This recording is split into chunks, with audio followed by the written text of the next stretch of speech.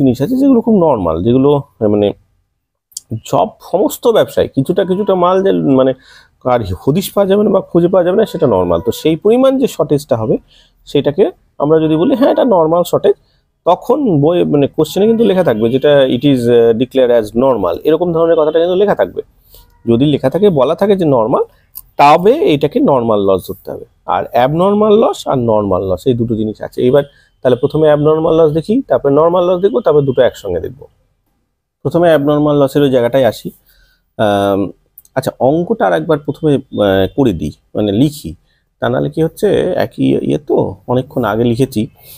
ও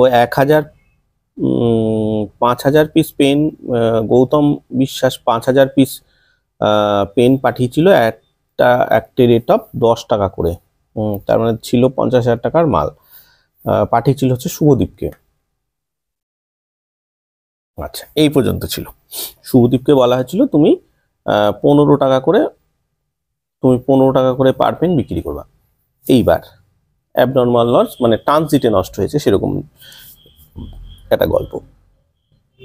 তাহলে কি হবে, ট্রানজিটে নষ্ট যদি হয় তাহলে এখানে এই যে ছকটা তৈরি করলাম না, ছকটা তৈরি করে এখানে একটা প্রথমেই অ্যাবনর্মাল বাই অ্যাবনর্মাল লস বলে একটা ইনকামের দিকে হবে,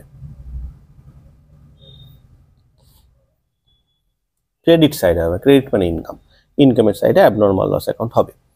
তো এইবার প্রথমে আমি একটু ক্লিয়ার করে দিই যে অ্যাবনর্মাল লসটা ক্রেডিট সাইডে বসে এটা আবার ইনকামের দিকে যাচ্ছে কেন, এটা তো কনফিউজিং। আমার হলো অ্যাবনর্মাল লস জিনিস, আমার পেন রাস্তায় আসতে গিয়ে, মানে অ্যাবনর্মাল লস জিনিসটা কি আমি কিছুক্ষণ আগে বললাম, ওই যে ইন ট্রানজিট অবস্থায় হয়তো 100খানা পেন মিসিং হয়ে গেছে আমার, সেইটাকে বলছে অ্যাবনর্মাল লস। ঠিক আছে, যে কোনো কারণে হোক ওটা মিসিং, তো সেটাকে বলে অ্যাবনর্মাল লস। তো অ্যাবনর্মাল লসই যদি হয় তাহলে তো লোকসান, তাহলে এদিকে বসবে কেন?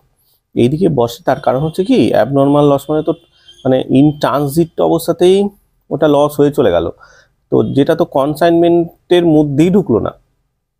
মানে ওই মালটাকে যদি আমি কনসাইনমেন্টেরই লস ধরি তাহলে কি হচ্ছে, কনসাইনমেন্টে অকারণে লস দেখানো হবে। ধরা যাচ্ছে এরকম যদি হতো, কথার কথা আমি বড় মাপে ধরে নিই যে 5,000 পিস মাল পাঠিয়েছিল, 5,000 পিস চুরি হয়ে গেছে, তাহলে কি আমি বলে দেবো যে কনসাইনমেন্ট লস হয়ে গেছে 50,000 টাকা?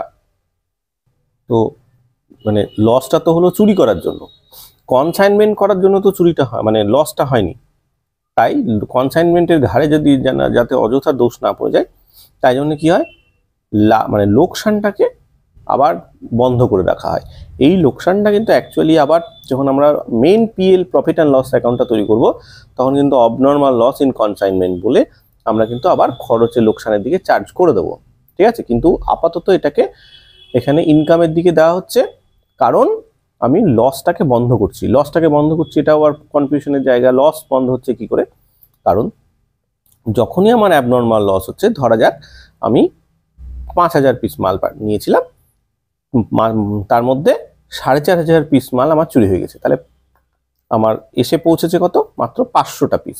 ঠিক আছে, তাহলে শুভদীপ যখন স্টকের হিসাব দেবে তখন কি করব আমি, ও একটা পেনও বিক্রি করেনি, তাহলে বাই ক্লোজিং স্টক যখন দেবো তখন তো আমি 500টা পিস পেনের দামই লিখতে পারবো, তাই না? ক্লোজিং স্টকে তো 500টা পেনের দাম লিখতে পারবো।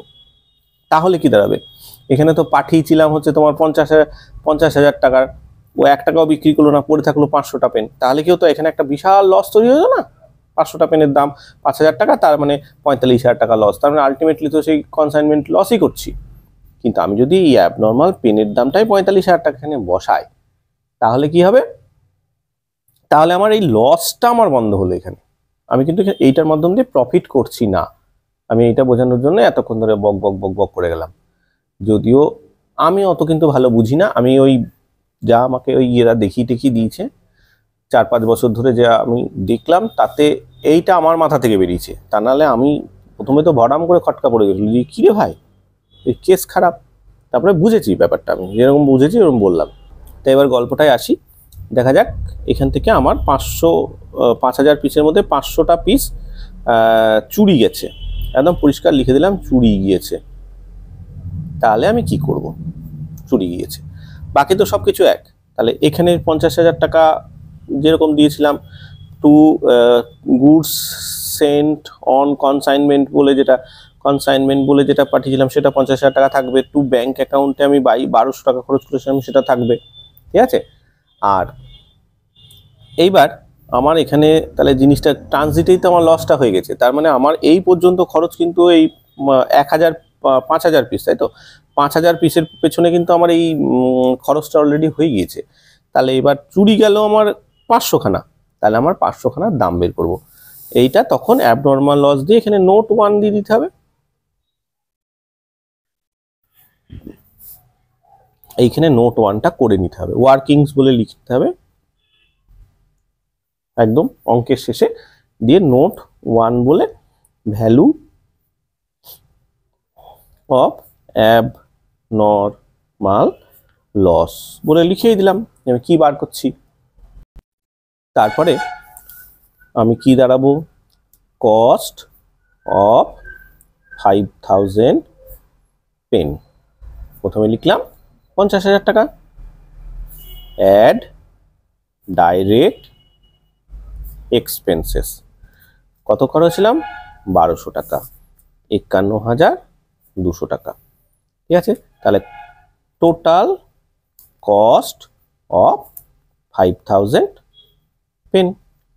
পেন্স হলো, এইটা হলো। তাহলে এবার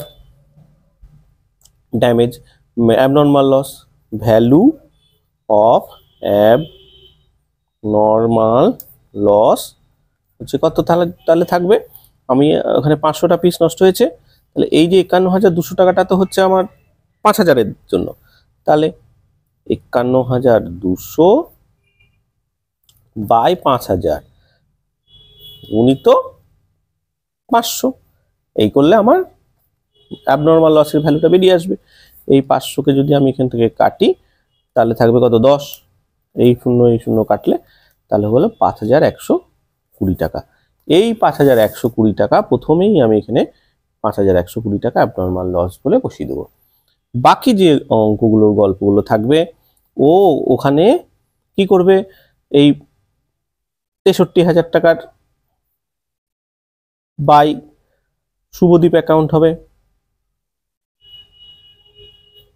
এটা নিয়ে তো কোনো সংশয় নেই।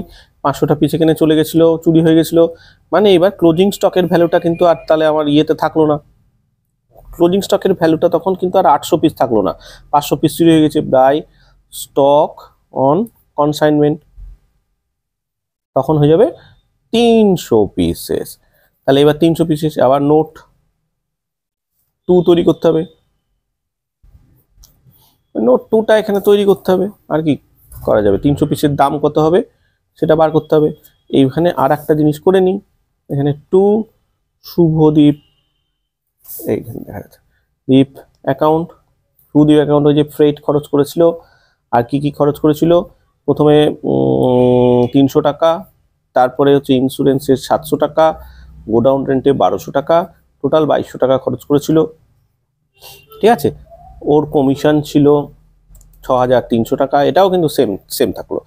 এইবার ক্লোজিং স্টকটা বার করছি, তাহলে ক্লোজিং স্টক যখন বার করতে যাব তখন কি দাঁড়াচ্ছে, এই জায়গাটায় জায়গা আছে, তাহলে ওর ডাইরেক্ট এক্সপেন্সেস কস্ট কত হচ্ছে 50,000, অ্যাড যেভাবে আগেও দেখিয়েছিলাম ডাইরেক্ট এক্সপেন্সেস বাই গৌতম 1200 টাকা, অ্যাড ডাইরেক্ট এক্সপেন্সেস বাই শুভ 300 টাকা, টোটাল 51,500 টাকা। তাহলে 51,500 টাকা বেরোলো কস্ট অফ কত,